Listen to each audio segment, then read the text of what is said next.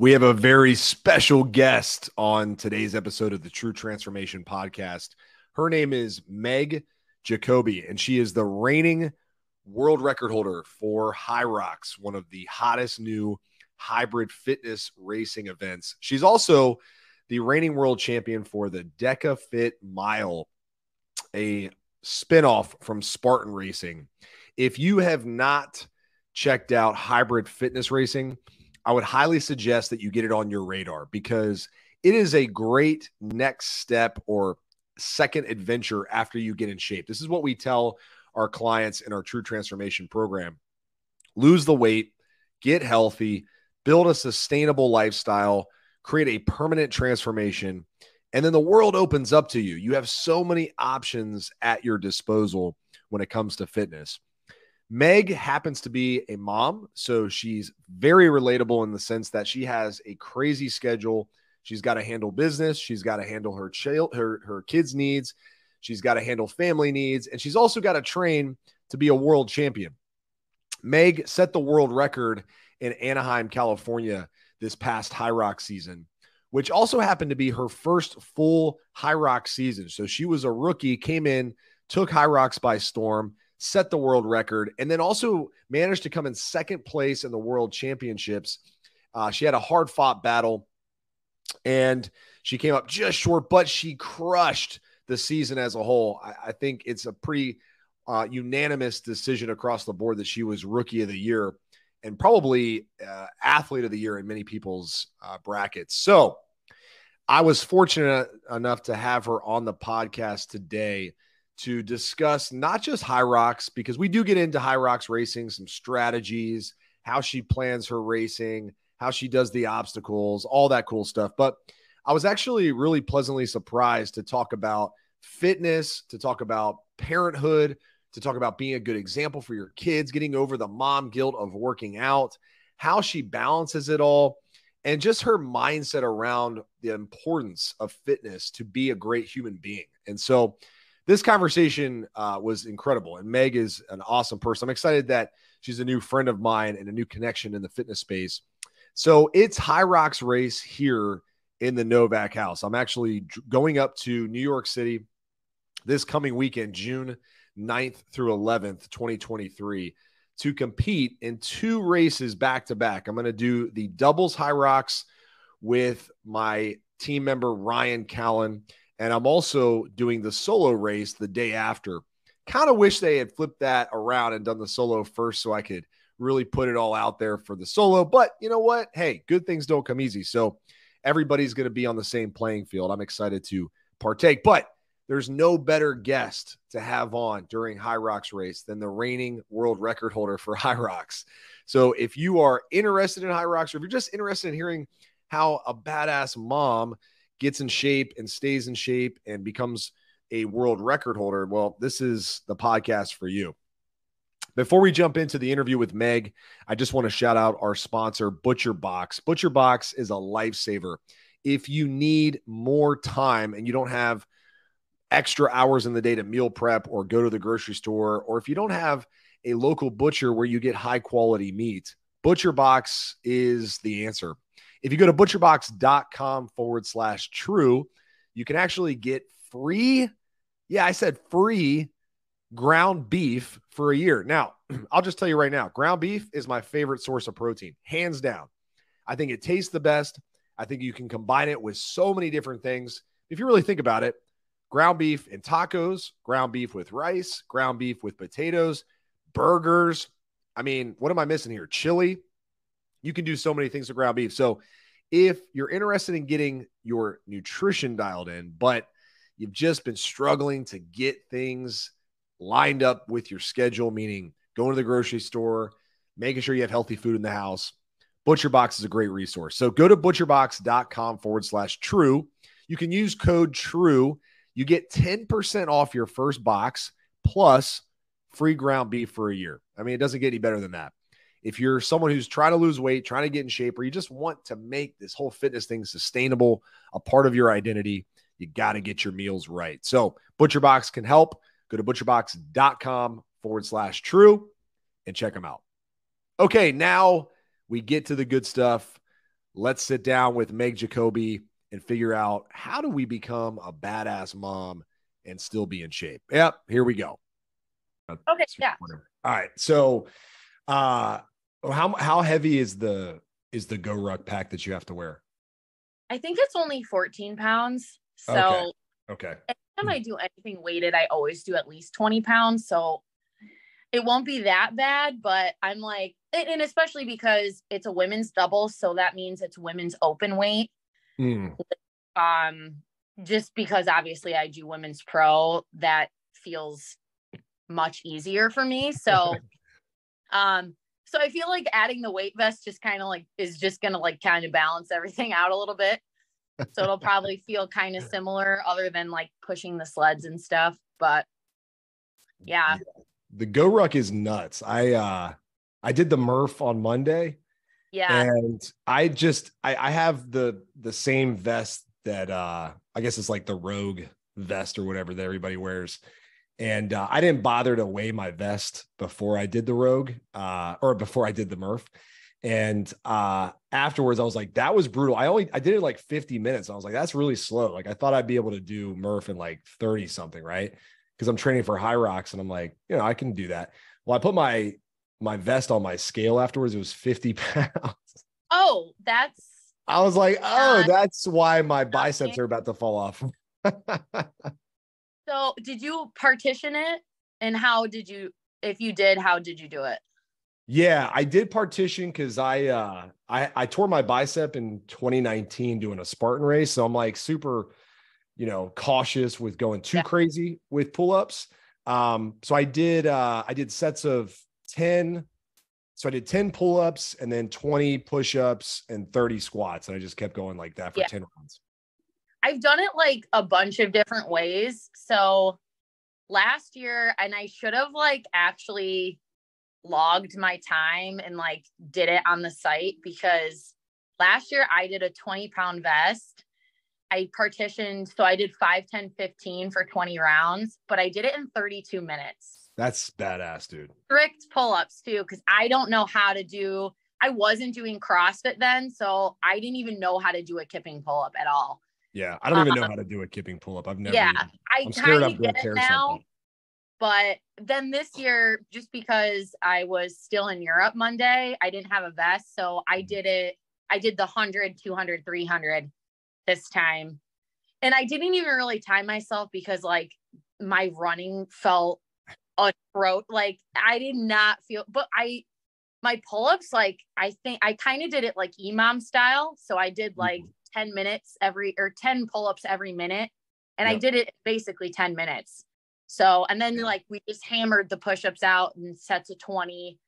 So it probably would have been like pretty decent if I could physically run, but my legs were like, even like when I got to the squats, I was like, oh God, like this was a mistake, like your upper body doesn't really get that bad after a Hyrox. Like maybe you're a little, it's not really an upper body like thing. So, but my legs are always like wrecked for like at least a couple days. So are you a former runner? I know you ran a lot before getting into this, but were you a competitive runner like for most of your life, or was this something you got into? I was a Division I runner. Yeah. Oh yeah. Dang. I went to UConn. So like I was like Big East, like big school, big conference. I ran against some really, really good. Our school wasn't like a super great distance oriented school, but our track program was really strong. But a lot of the schools I ran against, like Syracuse, Providence, Villanova, they were always very big powerhouses with the distance runners. So I was in a very competitive conference when I ran in college. And then I had a child in my early 20s and just kind of was running for fun. After college, I kind of like needed a break from being like competitive with it because it was just a lot. And then, but I was always like lifting and working out just on my own accord. And then in my like mid to late 20s, I really started getting back into like competitive road running, and I ran the best times of my life. Like my fastest 5K I ran when I was 30. I'm 31 now. So like arguably much faster now than I was probably in college, or at least in like the longer distances. I probably could never run like a 2-mile like the way I could back in those days. But yeah, so that's like been my background. And then I was always just super big into the gym and functional fitness. I worked out at a gym that like I was pushing sleds when I was 18. Oh, wow. Okay. We're doing a lot of that stuff. We were flipping tires and doing farmers carries, like with the real farmers carry, like not kettlebells, like 95, 100-pound farmer carries, like heavy stuff. When I was like 18. So this like hybrid type stuff with functional fitness, like it just really clicked with like everything that I've done. So I'm just like lucky that I found it, you know? Yeah. Yeah. No, I agree. I think it's arguably, at least in my lifetime, I know CrossFit was a big shift in the fitness world, right? Yeah. You realize you don't just have to like be a bodybuilder. You can do things that are more functional and fun, and challenging as hell too. But yeah, the hybrid racing space, I mean, Spartan was there, but it was like, I don't know if I want to go like get muddy and like like throw a spear and that ruins my whole race if I miss the spear. Like, it's just like, it was awesome. I love Spartan. I always loved Spartan, but it was like, you needed something that kind of almost took a step back from CrossFit, right? Because CrossFit, I mean, walking on my hands, dude, like I'm 220 pounds, like, not saying I couldn't do it. And there's tons of jack CrossFitters that do it, but it's like, it's a little intimidating for the average person, Yeah, But definitely. stuff is like, yeah, you might go out and run a 2-hour race at your first Hyrox, but you could do it if you work out at all. Like you could probably do it. Right. Yeah. I think I go to a CrossFit gym and it's something that I've gotten like more interested in, honestly, because of this stuff. And I think I kind of just recognized like how important like the Metcon type work can be for some of this hybrid stuff where like you're doing things with just like a crazy jacked heart rate. And then you're hopping on the rower and you're rowing 1,000 meters, just like, I like incorporating that kind of stuff in my training, but like, there are things that I just won't do in CrossFit because it's just not at all needed for like what I'm doing. Like I love doing power cleans. I love doing deadlifts. But I have no reason to do a barbell snatch or a barbell overhead squat. That's not something that I need to do. Like a power clean is great because it's like strength and power, speed and power, that kind of stuff. And it's arguably, if you know how to do them, like you're not going to hurt yourself. You see professional athletes, they're not deadlifting, but they're power cleaning. They're not like, there's a lot of like stuff that's very risk averse reward in the workout scene that I've just learned it's just silly. Like I might as well just stay away from it because I'm risking hurting myself for like what gain, Yeah. And like same with like I'll do wall walks, I'll do like handstand holds just for like the shoulder strength, but I don't need to learn how to do a handstand walk either. Like there's just things that I'm like, all right, like I'll skip that class because there's nothing, you know what I mean? Like, sure. So yeah, 100%. And I'm super impressed. Like I love watching the games. I love watching and following. I'm always incredibly impressed. And like the regional workouts have been very like functional fitness stuff. Like doing Linda, I was like, I just did it yesterday because I was like, oh, this is awesome. Anything with a bench, I'm all about. So hell yeah. Yeah. Yeah, no, I think CrossFit probably, and they're not stupid. They see the writing on the wall too. They're like, hey, like, we don't want people leaving CrossFit to go focus exclusively on Hyrox or Deka Fit or, whatever else is going to come around the corner because there's probably more coming. But, we want to kind of be your place where you train for that stuff and then you can go do that stuff as an event. But CrossFit is your home base. I think that there's definitely still plenty of the general population that want that, just that little bit of competition, that time, workouts for time and being able to test themselves in different modalities. So CrossFit, I think, sees that. And I think that they're just going to incorporate more. I wanted to ask you, because you mentioned having a baby early on, but a lot of our female clients struggle with a couple things. And I think you're like the perfect example of how to overcome some of these things. So number one, obviously, is becoming a new mom. Yeah. For a lot of women, they kind of feel like, oh, well, there goes the chapter of being fit, right? Now it's like all about being mom. And can't really justify putting time into myself, right? I have a baby, So I want to talk a lot about that. And of course, I do want to get to Hyrox because personally, like, I'm a huge fan. So I want to pick your brain because we have like 15 clients doing Hyrox in New York.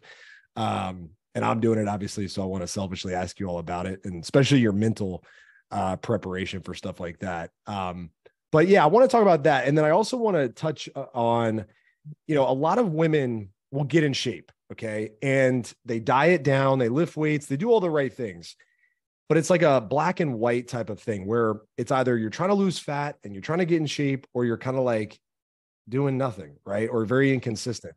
And I think fitness has so many, and I call them adventures, that you can take. And Hyrox is one of them. You know what I mean? Like Deka Fit and all the different subcategories of those things. There's so many adventures to be had with fitness. It doesn't have to stop as soon as you lose the baby weight, right? Right. So I want to talk about that, but let me just ask you this. So when you became a mom, was there like a time where you struggled to maintain, because you were a top level D1? I mean, it takes a ton of work to get there. I understand that work. Was there a drop off at that point? No. No. I was literally in the gym 2 days before I gave birth. Like, I was like back squatting. So good night. I was one of those people so I couldn't run my whole pregnancy. I was young too. I was only 23. So part of it wasn't necessarily a planned thing, but obviously the best thing that's ever happened to me. Nice. And all of that stuff. But I've just always had a very like intense mindset on fitness, and it's just literally been my passion since I was like 13 years old. So for me, like, a big part of being a mom was like, I need this for myself because this is who I am. Like, I don't know who I am without competing, without being active, without working out. And I need that so much for my own mental health. Like, I'm not a good person or a good parent if I don't work out. I just know that about myself. Or not as good as I can be, No, I say the same thing. I'm edgy. I'm like less patient. And I just know that and recognize that about myself, that it's my therapy and it's what makes me feel whole. And this is also just a part of my lifestyle, and that I've always incorporated my daughter in that too. And so for any parent that is or anyone who's going to become a parent or is one, if fitness is in your world and it's something you want to remain in your world, you just incorporate your children in that world. And then it's the norm. And that's something that I always did. Like, after I had my daughter, a week later, I'm pushing her in the jogger, and I didn't start running necessarily right away, but it was one of her naps every day became my hour run. And then if she was still napping, I'd just keep walking with her in the stroller. And that was just what we did. And, if you do that, and it's not easy, like, I would have to stop twice, sometimes 3 times to like nurse her while I'm sweaty, trying to get like a 5-mile run in. But eventually, if you keep like working at it, they start to get used to it. And then that's just the norm. And there were times where she'd be fussy and I'd be trying to get a workout in at home, and I just pick her up and hold her and do my squats with her in my arms. And all those things just she started coming to the gym with me at 1.5. And then she, like, she's a toddler, and sometimes I'd put her in my baby carrier on my back, and that would be my weight, and I'd be doing my lunges or whatever I was doing with her. And it just became part of her world, and it was just normal, and then she also just learned like the rules and like gym etiquette very early on. So like she knows now, like, if I'm in a bench set, like, you're going to have to wait until I rack it to ask me the question, because I can't breathe right now, or whatever the case may be. And a lot of the time, like, she likes to come with me, there are times when she doesn't. And so that's where I make those compromises. And I have a lot of equipment at home. I have like basically a gym at home I can use too for the days that she's like, do we have to go to the gym? You know, that kind of stuff. But for the most part, I think it's been awesome to show her all of those things. And I've seen a lot of statistics lately regarding actually moms in particular. If like a mom is fit and active, their children are much less likely to like grow up and be out of shape or obese or whatever the case may be. And it's like a direct link between the mother. Oh yeah. And so for me, like all of those, every time I see stuff like that, I feel so good, like knowing I've been doing it this whole time, and hopefully this will all like transpire in her life and she'll just be an overall like healthy person. I would love it if she became an elite athlete and something in her own. And I'm trying like really hard not to be like the crazy sports mom, because it's very easy to do. But you know, ultimately it's like, I just want her to like live a healthy lifestyle. And I think that it's been super important for me to get to show her that firsthand. So, yeah, man, so many things you said resonate with me, because one thing we always talk about in our program is what we call identity design. You know, fitness has to become a desire. It can't just be about like discipline and boot camp and like, okay, I'm going to drag myself to the gym. It has to be something that you really crave, not necessarily because of the aesthetics that come with it or the trophies that you might get. Those things are awesome, but it's because, like you said, you took the words right out of my mouth. I am an awful dad if I don't work out. Like, I just want to snap. I want to like lose my shit. You know, I'm just like, something's off. And I've had days where I didn't get to the gym and I'm like, why am I such an asshole? And it's like, because I didn't work out. And so I'd be like, I'm going to just go for a walk. I'm just going to go for a walk. Instantly, my mood is different. Instantly. Right. And it's so funny you mentioned the stat about kids who, you know, grow up with the mom who's focused on fitness. It makes a lot of sense to me, because the mom to child relationship is a very nurturing one. Yeah. And I think oftentimes, and you know, nutrition and just nurturing mentally, a lot of that comes from the mom. And I think when the mom has really good habits and routines, the way they deliver that to the child might be more attractive to the child than the father, who might maybe even isolate, right? A lot of dads isolate and they go work out and they're kind of like, that's like my time. Like, don't freaking bother me. Like, I try to work out in front of my kids as much as I can, but the guys sometimes are like the lone wolf, right? The moms might, like you said, put the baby on the back, do lunges. Like, there's just, that makes so much more sense to me. I'm not surprised by that stat. I think it makes a ton of sense. How old is your daughter now? My daughter's 8 now. So my son is 8. So I know the age. Yeah. And realistically, like, I always say this too, just regarding like my fitness journey in general, and like, especially the last year, because I've really only been competing in this hybrid space the last like year.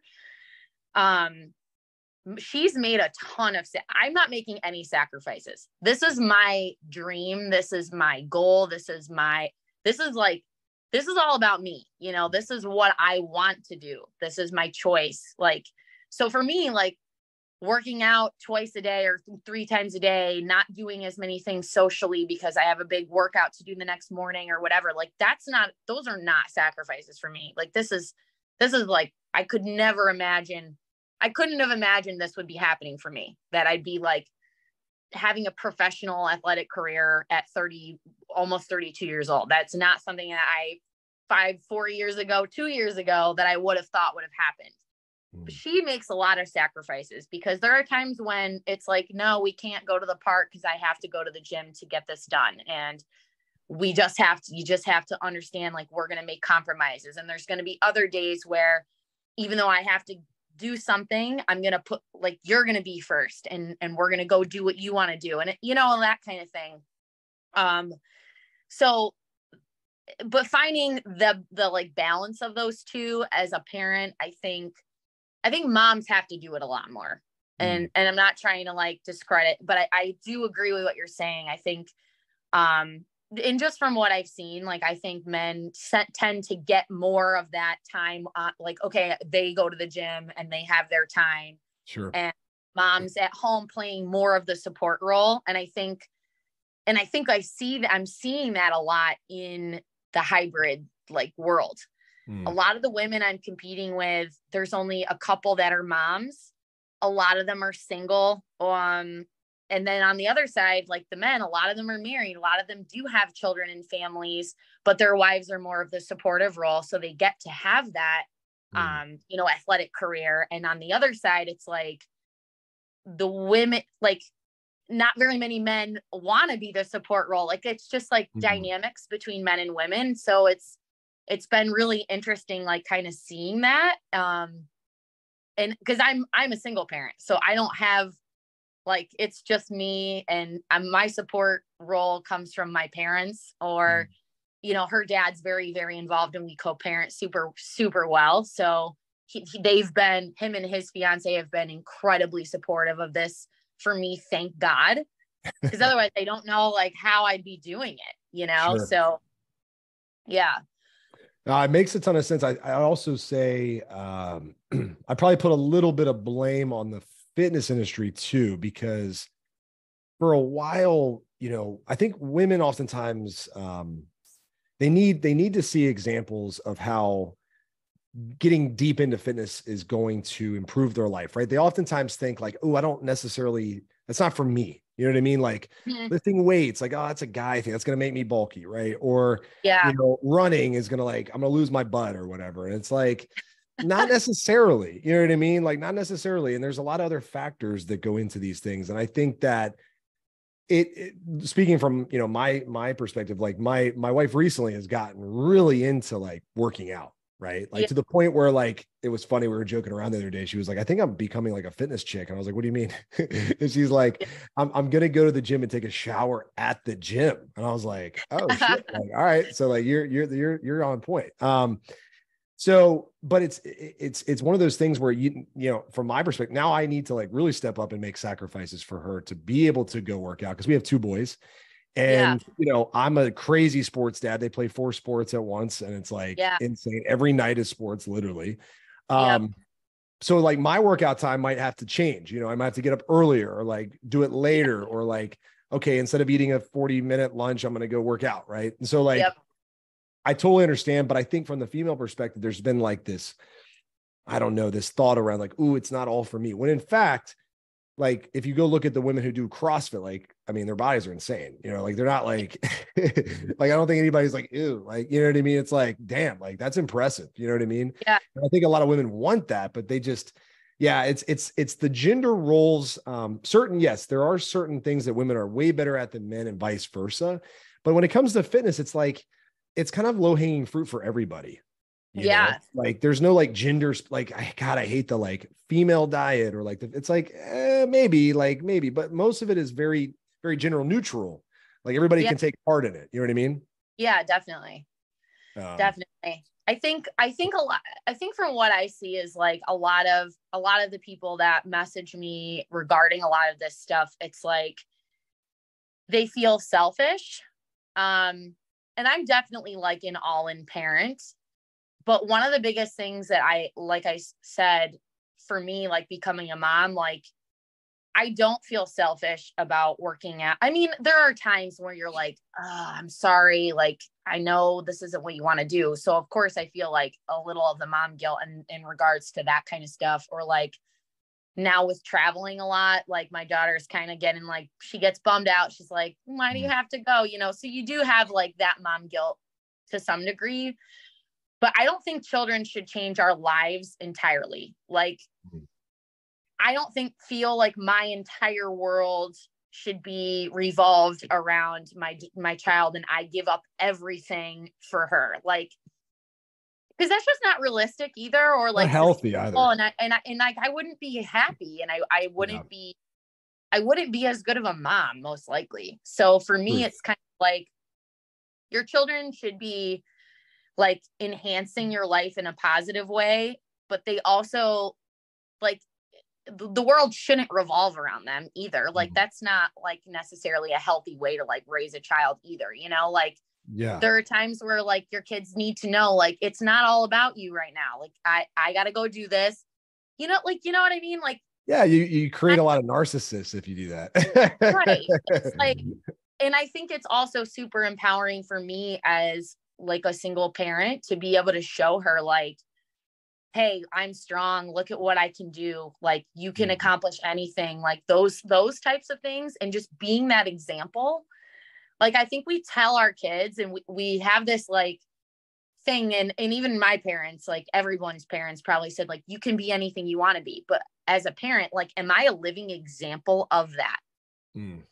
I work a desk job at, you know, a DOD contractor. Is that my dream? No. You know what I mean? So when I say to my daughter, like, you can be anything you want to be, but I'm not being anything that I want to be, how is that like a real message, you know? So I love that now I really am living that.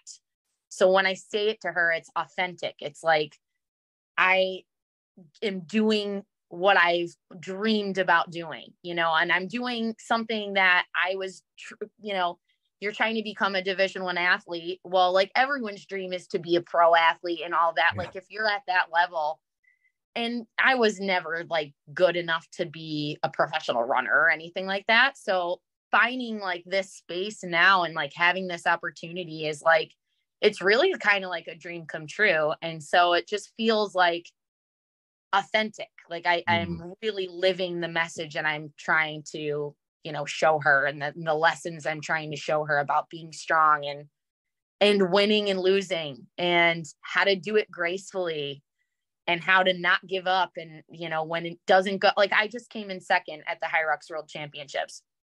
I was seated first. Yeah. When you have a career very quickly that is very high level and you're accomplishing a lot of goals, that's amazing. However, there's not a lot of room. I have one way to go, and it's up. And when I go down, it doesn't feel, you're the top seed. Like, there's only one way to go, really. Exactly. So, and it was one of those things, like, a lot of people after were kind of like, you're not a failure. You're not a failure. But it feels like a failure to me, because this is where I was seated. So anything less than that, anyone would feel that way. Sure. Like, if you went into something seated 10th and you came in 20th, you'd be disappointed, you know, because that's human nature. Like, you want to supersede where you are. So getting to show her, like, how to lose graciously, how to be a good sportsman, how to have good, you know, how to respect your competition, even if you don't like the outcome, how to say, hey, you know what? It didn't go my way. Guess what? It's time to get back to work. The best thing to do for me is, like, if you're not satisfied with the results, we don't quit. We don't give up. We work harder. That's, you know, and getting to be the living example of that is really, really important for me. So I don't want to gloss over everything you just said, because, like, that is really the best, in my opinion, at least. I'll speak for myself. I think that's the best way to parent, because I read a book. It was written by a Navy SEAL, and it was geared towards dads. You know, when I was a first-time dad, I bought all the dad books or whatever, and 99% of them suck. But, like, this one was like, hey, you know, don't be afraid to go to work and leave your kids. And I was like, well, why? Right? Like, because, you know, you got the dad guilt, of course, same as the mom guilt. It's like, I don't want to do that. I want to be around. But you have to show them actions that will then lead to success in their life. Because if all you're doing is like, yeah, go work hard, and you're like up their butt all day, they're going to be like, well, you don't do that. You know what I mean? Right. Like, and I think that society in general is really good at giving out advice, terrible at following it, though. So I think that, like, you doing what you're doing, you're at a high level. You're like at an elite level. You know, you're the 1% of the 1% or whatever, but, like, that teaches a child so many lessons that most parents don't even get a chance to, like, live and breathe that, right? It's like, look, like me, I'm like, look at Tom Brady. Like, he's so great. Right. And, like, okay, I compete and I win some stuff locally or whatever, but, like, you know, you get a chance to do something at such a high level that the momentary like mom guilt or like the momentary like, oh mom, why do you have to go, will be superseded down the line by like, dude, my mom was like, oh, fuck it, like, holy God, like I'm a top athlete because of my mom, like that's really, and you already, like, I beat myself up all the time about, because I want to be a great father. It's one of my passions. Yeah. I come from terrible lineage of like long histories of just bad fatherhood, but the fact that it's on your mind and you're consciously like, hey, am I like, am I balanced here? Am I doing the right? Like, that's everything. You know what I mean? Like, that's everything. Cause most parents are just like oblivious. They're like, yeah, I work, and Walt, I go to work all day, come home, drink beers and like pass out on the couch. And it's like, they think they're around more, but like, they're not even present when they are around. You know what I mean? Yeah. Huge. That's a huge point. That's massive. It's been really cool because I've been having a lot of those conversations with her. Like, I don't just say, well, I have to. I literally sit down and like, we talk about why I'm doing this and what I'm doing and what it's doing for us and our future and our life. And, I'm doing Deka Fit in Orlando. We're going to Disney for a few days. I'm like, nice. These are the things we get to do partially because of what I'm doing. So it's changing our life. It's not just changing my life. Like, this is changing our life, and it's opened a lot of opportunities. And I'm obviously able to win prize money that I wouldn't have, obviously, if I wasn't competing. And, being a single parent isn't easy. Like, I own my house and it's all on me. You know what I mean? Sure. So having like the ability to get to do this is also just helping our life. And so I have those conversations with her because I want her to understand that it's about, I'm an athlete, this is who I am, but it's also like, this is an opportunity for us to potentially change our entire life and change my life. That changes her life, And I think it's important to like have these real conversations with your kids. And I don't want to like gloss over that stuff. And I don't want to make it seem like, we'd be struggling if I wasn't doing it, because we certainly weren't. But it also, if I can retire earlier, if I can pay for your college, like if there's all this stuff like that we get to do because of this, like that's just an amazing, other part that comes along with it. So, and like she came to the Deka World Championships with me and got to stand on the podium with me. That was one of the first like bigger races that I won. So like just all of these little things, I feel like down the road will really have taught her a lot and mean a lot. Huge. And I am the scary mom at school. So which I love. I love that's a good role. It's a good role. I'm like, yeah, let those boys mess with you and see what happens. And it's really funny. And it's amazing to see like how proud she is too. Like she goes and talks about it at school. My mom just set a world record. My mom just won this thing. And then, she'll get challenged to a race by some of the boys in class. She's very fast. I'm sure. So I have a feeling she probably holds her own very well, but they'll say to her like, oh, I'm faster than you. And she'll say, well, but you're not faster than my mom. And I love that so much. So it's another little like extra good thing I think that's coming out of it. Absolutely. I mean, like her boyfriends are going to be scared of me, not her dad. I love it. Yeah, her boyfriends are going to be in for a hell of a time. Yeah, they are. Like, well, it's funny because my mom was not, a top level athlete, but she got really, this is the funniest sport ever. I don't know why, but you'll appreciate it. She got into competitive race walking, actually. Oh my God, that's so funny. I'm like, your mom, you're still the only person I've ever actually known that does this sport. I know there's other people who do it because I watched her beat them, but I was like, I don't know if those people like come out of like the woodwork, like where do these people come from, right? Like you're the only person who does it. But anyway, she would always do these race walking races and she would crush guys. Like, I mean, she would win everything, right? Like she was like Pennsylvania state champion and like all this stuff. And she did it after she had a couple kids, right? So like I don't know if it hit me in the subconscious or whatnot, but I distinctly remember watching her win a lot of races and me being really like proud and inspired by that. And it's always a vision in my head. Like I can just picture my mom crossing the finish line. Right. And I'm like, damn, like that's, and of course my whole life has been centered around sports and fitness since then. So I think it really does rub off on your children. And it's such a positive thing. I mean, like literally fitness is the best. It's like the best thing. It improves every part of your life.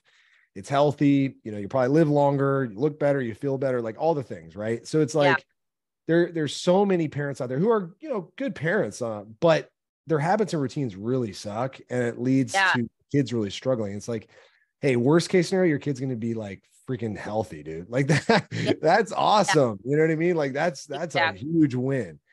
I want to pivot just for a second. We could talk about parenthood, which the points you made have been incredible. I know, like I resonate a lot with what you said, because the guilt thing is like, you know, I think it's just because oftentimes we look around and we see people doing like the average shit, you know what I mean? And not to like discredit those people, they're freaking awesome, but like you're doing something that requires a little bit more, and it's oftentimes a lot more.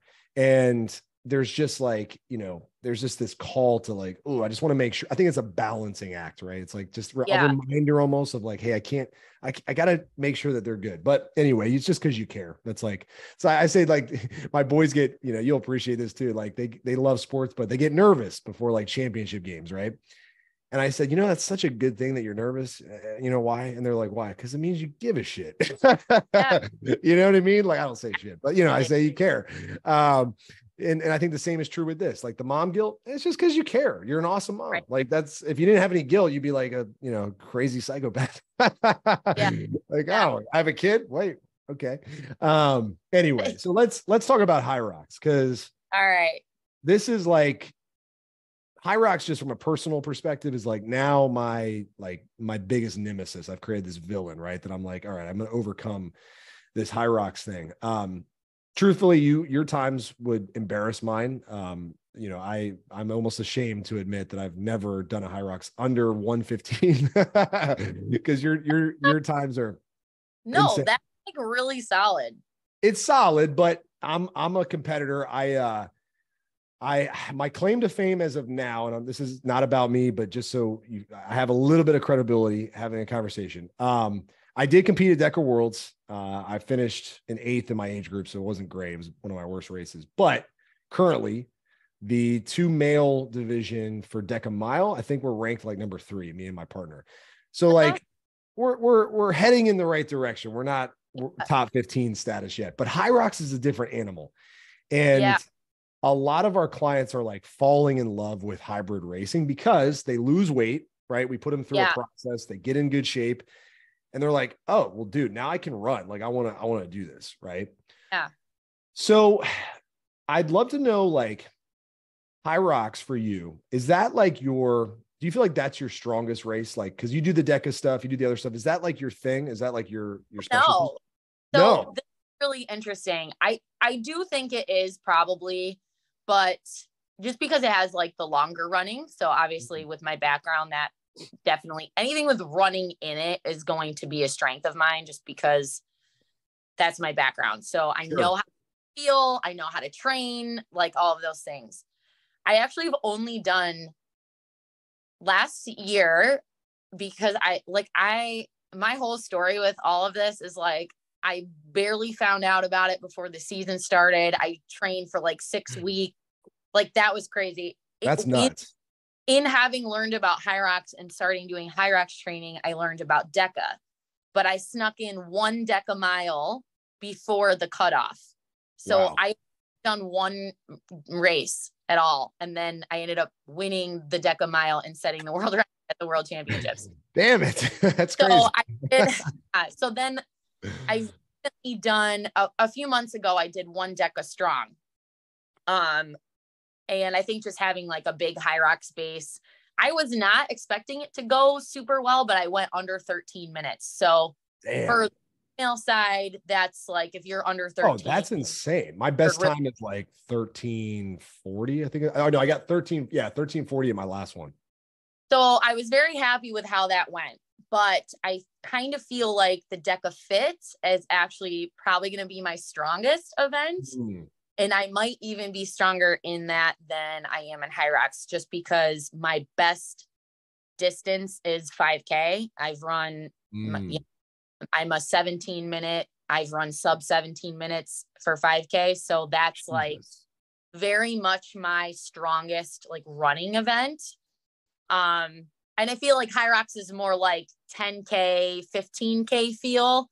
Yeah. I feel like I'm also strong at, but like, I'm a really gritty, like strength runner. So 5K is like just really one of my better. So I feel like the Deka Fit could be potentially like my best event, but I haven't done one yet. So we'll see how it goes once I do that. That's interesting. Yeah. Are you doing the Deka Fit in August? Yes. So I'll do the PK, and then I'm going to do Orlando because I promised my daughter that we'd do a vacation.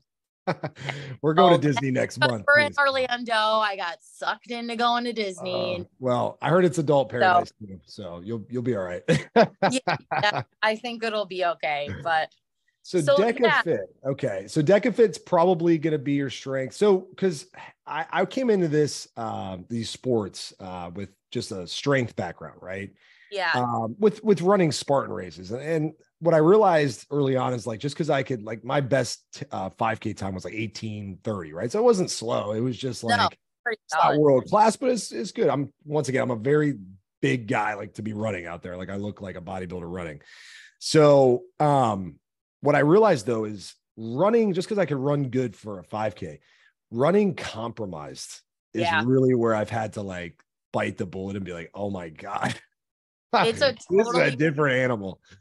Yeah, it really is. And it's like, the more comfortable you are with being uncomfortable running is how you're going to get better, like, or how you're going to see, like the progress there. So like with training, I am oftentimes doing my workouts, like I'm never fresh.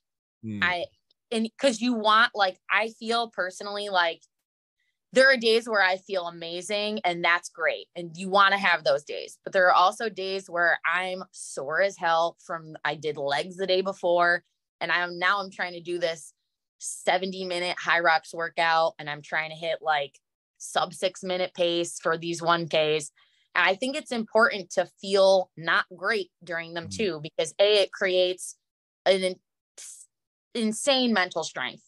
If you can get through that feeling bad, feeling tired, feeling sore, you're going to if you feel great and you have a great day, then it's going to go really well. Sure. So I think it creates a lot of that mental strength, but it also gives you that practice for how the real race is going to feel. Doing simulations is never the same feeling as doing the race. I can get through a Hyrox sim like type workout or a Deka type workout feeling pretty great. You get to the race and all of a sudden you're 3 stations in and you're like, what is happening? Like legs are black. I thought I worked out for this. What the hell's going on?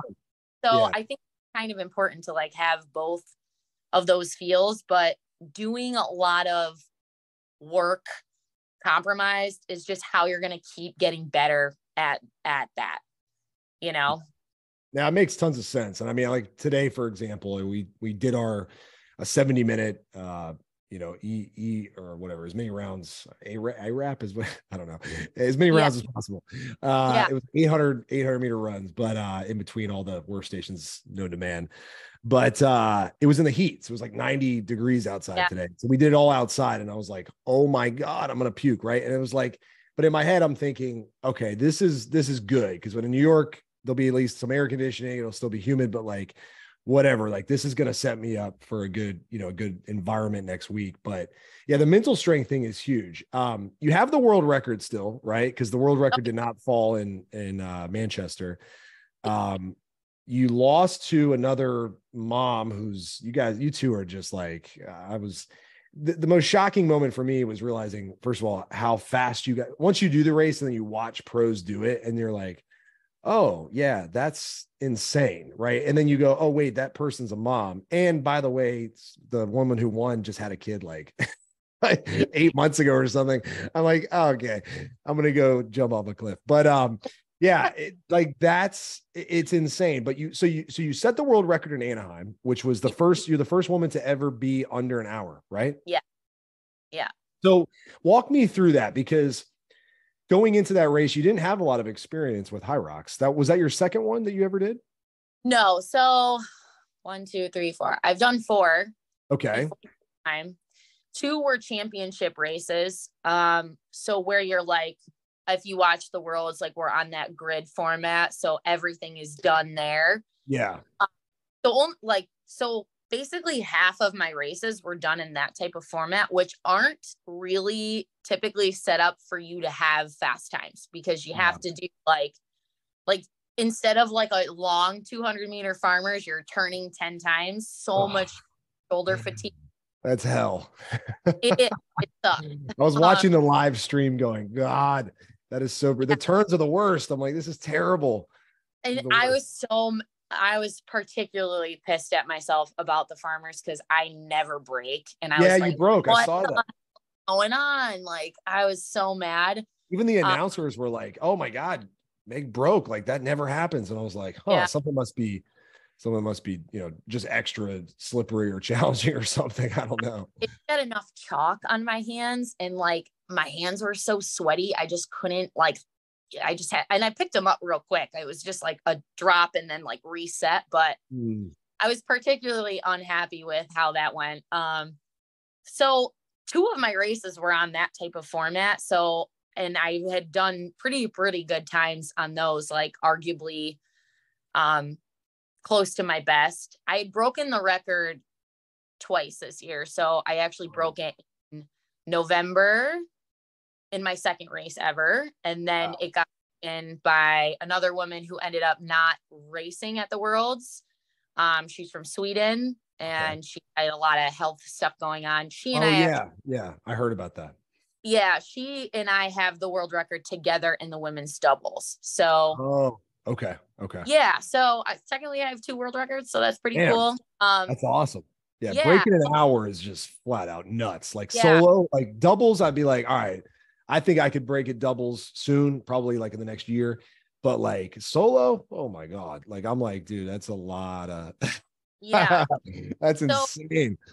Anaheim, like my goal was to be as close to an hour as I could be. And my my focus was push my runs and not relax on the stations, but like just play it really smart, because one of the biggest things with Hyrox that I think people maybe get a little bit wrong is we see people go out and they push the sleds as hard as possible, right? And they gain maybe a little bit of time. However, then they go to run and they end up losing the time they gained because they overextended. Yep. And then now the run off of the sleds or whatever the station may be is 40 seconds slower than the first 2 runs they had. The goal really is to pull all of that together. So it's to play the station smart. You obviously want to be pushing yourself there, but you don't want it to negatively impact your run. So that's kind of like, I think the best way to approach it. So that's like really what I did in California. And my run splits were even. Every single split was like the exact same. What was your split? Do you remember? They were like 3:46. So that's what, 6 minute pace. 6-minute pace? Yeah. So that's nuts. I don't know how it's possible, but that's insane. And then like arguably it was kind of neat because I felt like I went into the stations very like comfortable, and it ended up like I ended up having some of the best station times that I've ever had. So it was an interesting, like, someone must be delivering me a package. Oh, no, you're good. This happens to me all the time on podcasts. Someone always rings my doorbell like 10 minutes in. I'm like, really? Like, yeah, I need to put like the don't ring the bell thing there. I know. I say that every time it happens, then I just literally never do it. Never. Same. So that just went like perfect. It was just, I felt great. I ran great. I stationed super, super well. And then like, I felt terrible on my runs at the World Championships. So I really believe, like, for anyone listening to this who wants to do Hyrox, the running is so important. I stationed phenomenally at World Championships. Like, I was catching first place every station. I caught up row, like, to where I was behind, and then, you know, we're leaving at the same time. I was catching up on the lunges. I started 20 wall balls behind and I finished 14 behind.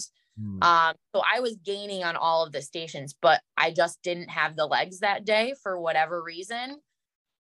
So that's like my biggest advice is like, you want to play the stations smart so that they're not negatively affecting your running, because the running is arguably more than half of the whole event. That's true. But so it's just a huge part of it. I learned my lesson the hard way a couple times, because the sled for me happens to be just like, if I'm just doing a sled push, right? Like, it's beyond easy for me. Right. Yeah. But I did the Miami Hyrox, which was just so much fun. It was fun in the sense that it was outdoors on South Beach, which is like the greatest place ever. And the heat and the sand was like literally the worst thing ever. But I did the sled in 1:50. All right. So like I was in and out of there. They were like uphill. I was the number one time in the whole event. Right. Awesome. But I came out of that. Like, I was like, I'm going to sit down in the sand. Like, I can't move. So my run splits were like, I think at one, and I keep in mind half of the race was literally in the sand running, but my run splits were like 6 minutes. So it was embarrassing because not embarrassing, but it was just like a huge wake up call for me, because I had done New York twice, and I looked at all the data and I was like, oh my gosh, like my stations are great. You know, like they're in line with the top 10 in my age group. Right. But my runs get compromised so heavily. So if I give a little bit with the stations, like, all right, give 5 minutes back. Right. But if I were to gain 15 minutes on my run, that's a 10-minute increase in my overall time. So like, I think you're so spot on with that. I even say like Deka Fit is similar until maybe you get to like the bike, where I just sell out, dude. I'm like, forget it. Like, I'm doing this bike. So we did the doubles Deka, and on the bike, I did 25 calories in 12 seconds. Holy shit, dude. I have a video of it too. Like, cause I didn't have to run after, cause he was running after. Okay. So I come in on my run and I'm just like, like just going nuts. And that makes total sense why you would approach it that way. If you were the one running and you out like that on the bike, I would say bad move, Cotton. No way. Never. Going to a run and then going into like the sled push pull, and then still having the burpees after that would be he ran too aggressive. Yeah, way too aggressive. He ran after that, and then he actually came back and started the sled, right? And then I jumped in once I had a little bit of recovery. But it's the Hyrox. So let me ask you this. So out of all the stage, like if you had maybe like your top 3 like hacks, if there are any, right? What would you say are like besides the running? Because the running, I get it, like get better at compromise running, save something for the run. Like that's more than half the race. But if you look at the 8 stations, what would be like your top 3, like maybe strategies that you've employed that have helped a lot for it could be any. So the race really, in my opinion, doesn't start until like sled pull burpees. I think that people sell out way too much on the ski erg, way too much on the sled push. And I think that even the row, even both machines, in my opinion, your risk versus reward, your gain versus your give is you're going to put more effort in to gain minuscule amounts of time, in my opinion. Now, these are things that you should continue to practice, continue to build your aerobic base on, but you want to be really efficient with them where you're not giving way too much output for little benefit. The row is also like the first time you'll sit down. So I try to obviously row at least where I know my competitors are, if not a little bit faster, but that I'm not overextending to gain 2-3 seconds, but Sure. put way too much effort. You know what I mean? So I think there's a lot of like tricks to the trade where, like, again, the sled pull is another one where like efficiency is just so important. Like if you are efficient with your rope, you're going to make up a lot of ground without overextending your body, like putting it in the right place, not having to trip over it, not dropping it. I see a lot of people putting it down. Oh, yeah. Okay. Higher length of the box is another one. Technically the rules say like if you step on the line once, you get a warning, and then the next time you get a penalty of having to move it. So you have to be really careful. Do they call that in a normal event? No, not usually. But in a championship, they're definitely going to call it. So dropping the rope is a huge one. I'm now realizing that I freaking drop the rope. Why do I do that? Put it down all the time. Like, why are you doing that? So I'm tired, dude. I'm trying to. Yeah, I get it, but just those little things like can really, really make a difference. On the sled push, another trick for me is I change the way I push it often. So I sometimes hook, and then the next time I'll have high hands on the bar, like shoulders. Yep. When you change your leverage, it's also changing what muscle group is being hit harder. So when I hook, my calves are getting really fatigued just because of like the angle of my body. So then I like to give them a little bit of a break, use more quad, use more hammy. I feel like that really works really well. So that's just another little like. I like the hook. I started doing the hook. Actually, I did it today for my second round of sled push. And I noticed that the sled flew, right? I was like, oh my God, like I'm fatigued as hell. I'm dying. And the hook, grip got me flying with it. So I like that, varying it up. Yeah. And a lot of it is just like body positioning changes the leverage of the sled. So it can feel like kind of a different effort. So that's like kind of another one that I would say. And then people lose a lot of time. The last 3 stations are huge. That's this because you're running out of space. Farmers are a great place because for a lot of people, I know a lot of people struggle sometimes with the weight, but the farmers are like a break, in my opinion. Like it's not like overly difficult. It's just grip strength and moving your feet quick. So for me, it's like, here's an opportunity for me to gain some time back on people. Sure. And so I practice that a lot so that I can do it unbroken and not have to drop. So that's another one. Like you get to breathe, you're upright, you're not like winded, your heart rate's, you're not getting your heart rate up. You're kind of just like walking quickly. So just getting really good at that is a good one. And then I see a lot of people lose time on lunges and wall balls. And I know they're like later in the race and you're tired, but those are kind of the stations that I would practice a lot. I see people do wall balls in 6-7 minutes. And I'm like, realistically, I'm sure you could do it in a faster time if you figured out the best strategy for you. Yep. A lot of people, I think, do too many in a row at first, and then they screw themselves, or they stop, they take too long of a break. Like learning how to, sometimes you just need to drop how many you're doing, but take shorter, quicker breaks, and you get it done so much faster. So I feel like people learning their best approach on the wall balls, and that requires like you to try it a multitude of ways. Yep. I go unbroken, but I know I can, and that's what I do. Not everybody's in that position. A lot of the reason I can do that is because of my mobility.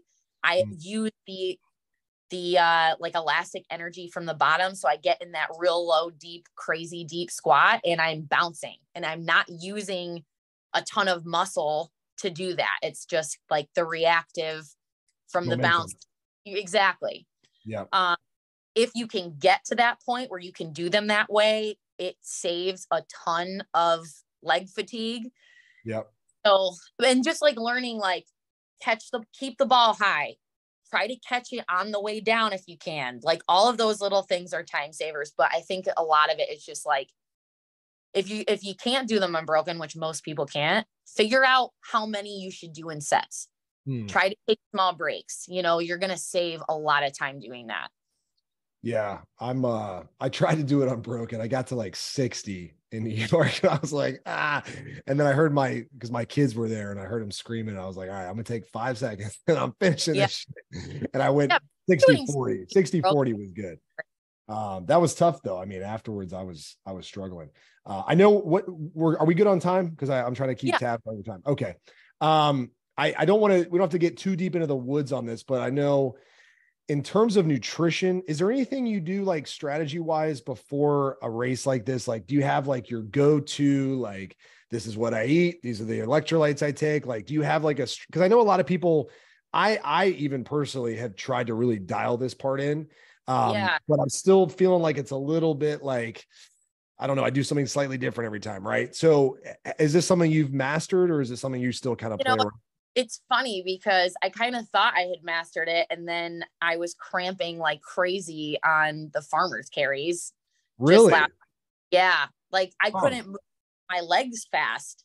So another reason I was so disappointed in like how that station in particular went. And then I'm panicking because I'm like, holy shit, I still have lunges and wall balls in my legs. You're like, whoa, it's not the station to cramp on. So I always drink Noon. It's just like an electrolyte. I put it in my water, obviously just being incredibly hydrated. I'm not a person that's willing to stop and waste time for me getting water. Yeah. So I just make sure that I'm super, super hydrated. And of course that's going to vary person to person on like what you feel is best for you. But for me, it's like, I don't want to lose any time. So I just make sure that I'm super hydrated before I eat a high carb, high protein meal. Usually it's like a chicken sandwich, or like I always do like eggs and avocado toast. So it's like fats, protein, carbs, all of that kind of stuff before. I am finding out that maybe I need to take something during the race, which never thought the race was long enough to like need that.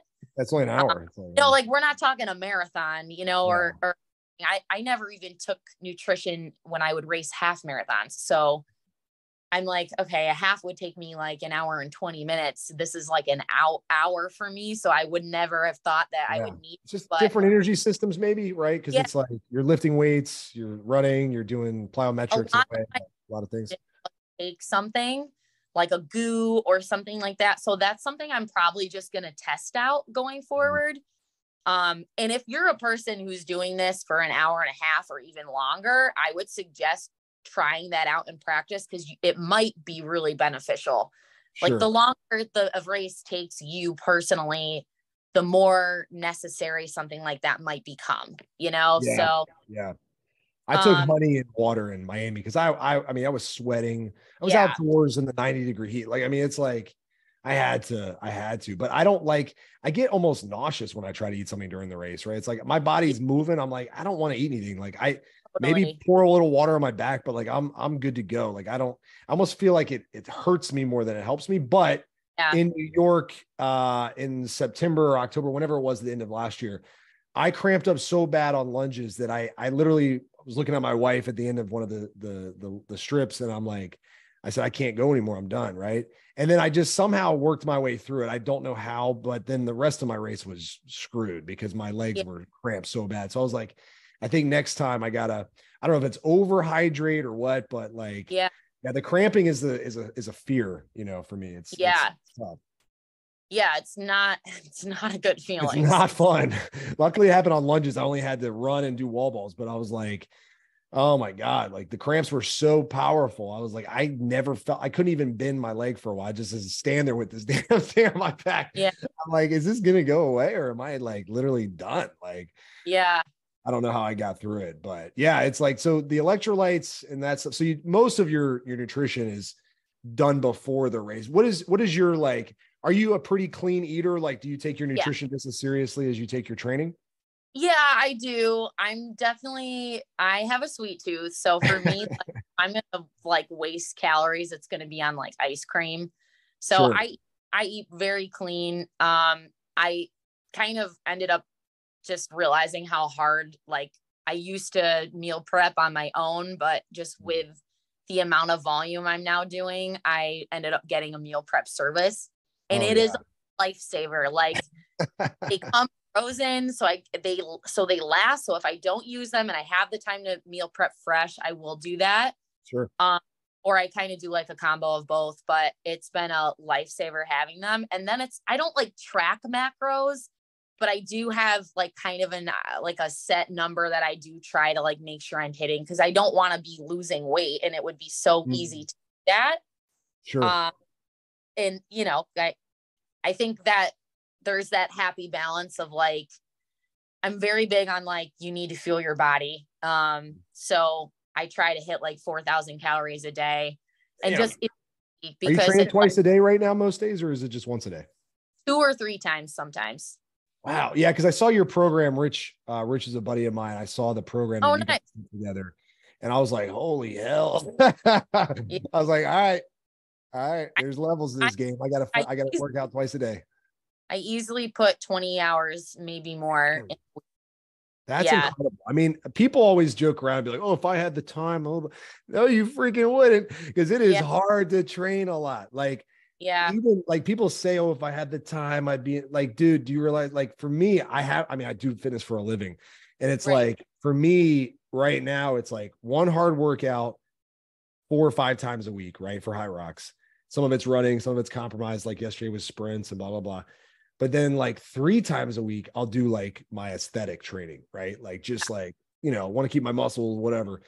But I'm like, that's a lot, that's like 7 workouts a week. And I'm like, damn, like that's only like 7 to 8 hours of training. Like I need, like, if I really want to be great, like I think my Deka mile could be something I eventually be really good at.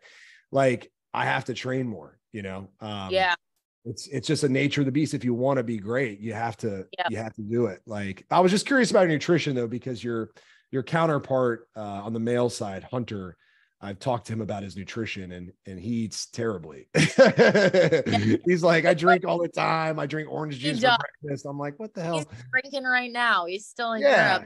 He's a freak of nature, man. He's an anomaly. So for anyone listening, like, he's just a freak of nature. So the rest of us can't get away with that, And I take supplements. Like I take creatine religiously every day. I take BCAAs. I take collagen. I do, obviously I do like protein powder stuff if I feel like I need extra, or I'm not getting it in with enough with food. And I take like turmeric and a bunch of other stuff. So like, I am very conscious of that stuff now. And I didn't take anything before I got about halfway through this. And I just really quickly like realized like, I need to get really perfect at everything outside of this too. Like I can't screw around with recovery. I got to take my supplements, make sure that I'm like getting everything I need. And just cause like the goal is to stay healthy, the worst thing for me would be like getting injured or like something like that. That's kind of within my control. Like there's some things that are not within your control, but if it's something within my control and I like goofed it up, that would be really annoying to me. So makes sense. So I'll respect your time. This has been awesome. Like I've really enjoyed chatting with you. I think our audience will definitely want you back. We'll let you go win some more trophies, and then we'll bring you back. So what's next? So like going into, because I guess the seasons are kind of weird with Hyrox and Deka Fit. Like we're kind of like technically in the middle of Deka Fit season, right? Because World Championships is in December. Now I guess in Dallas, and then Hyrox, we're kind of just starting the next season. New York, I think, is the first 23-24 Hyrox race. So like, what do you want to do these upcoming years for both of them? So right now I'll switch over kind of into more of like the Deka stuff. I'll just try to get like my qualifiers. Obviously I'm doing like the Deka Fit in August, and then the one in September. I still will continue to do at least one huge, long, big Hyrox workout every week just to keep my base. But yeah, it's kind of just like a mixture of everything all the time.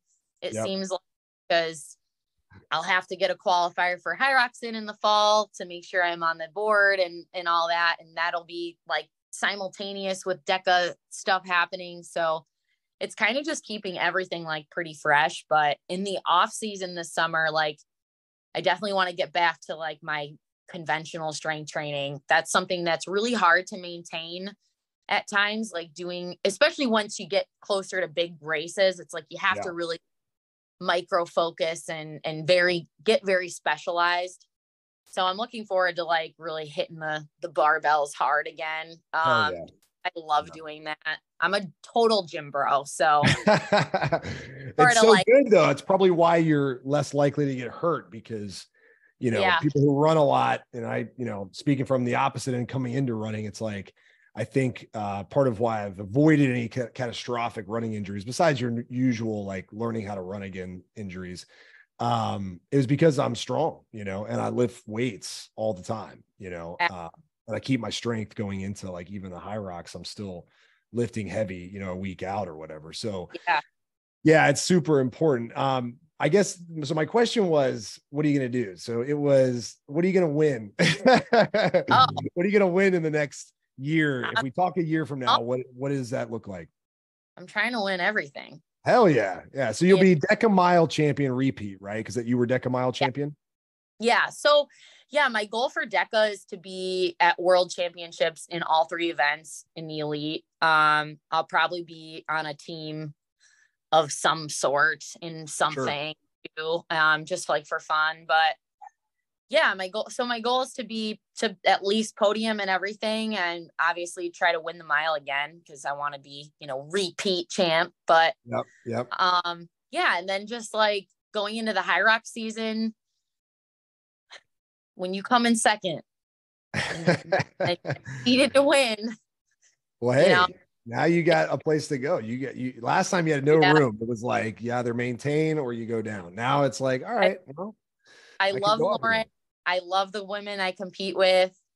I would be lying if I said they should not be afraid, because I am the vengeance. That was your first season, man. This is, I know. You were a rookie.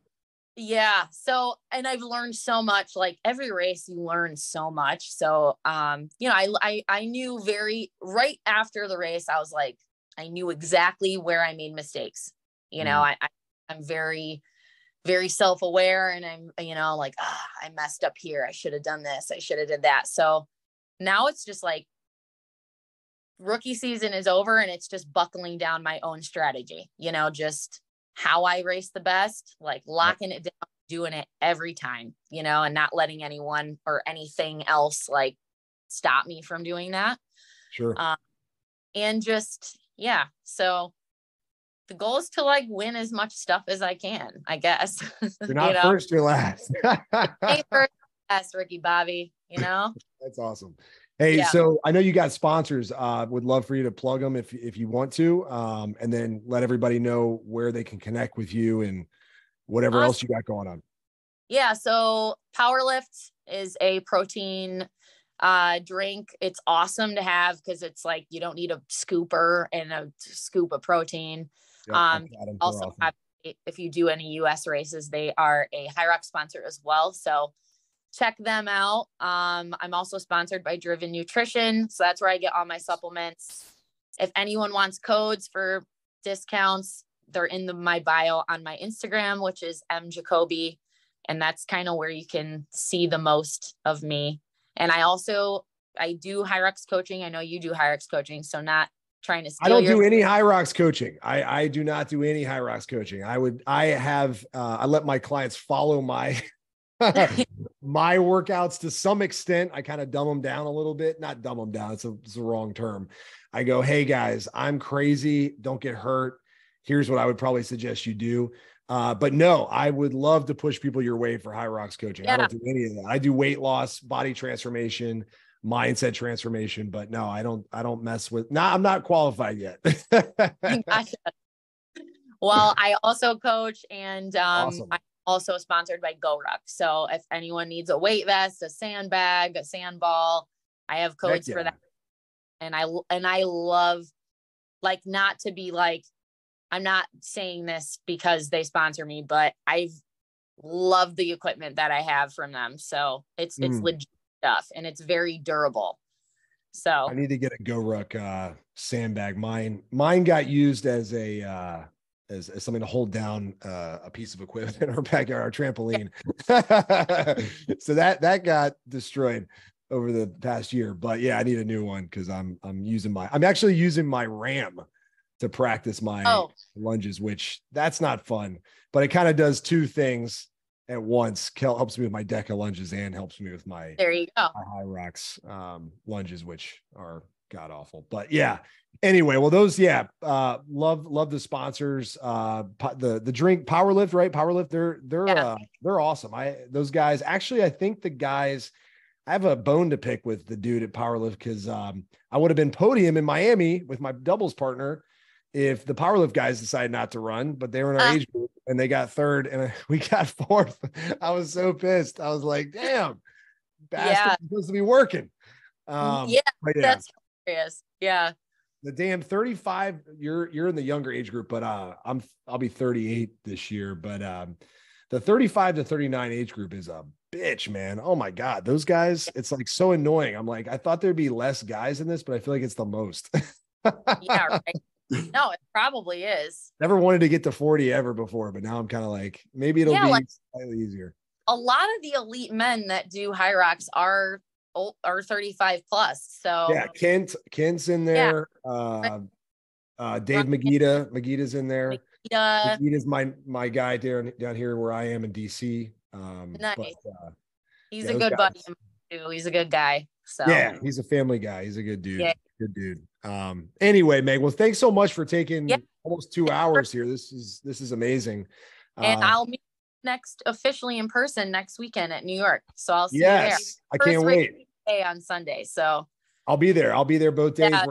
We're having our company, or my company is doing we decided to do a tailgate in the parking lot there for everybody. Oh, so we're gonna awesome. Have like gear. Like if you like hats, I'll bring you one of these. We're gonna have like these sick headbands.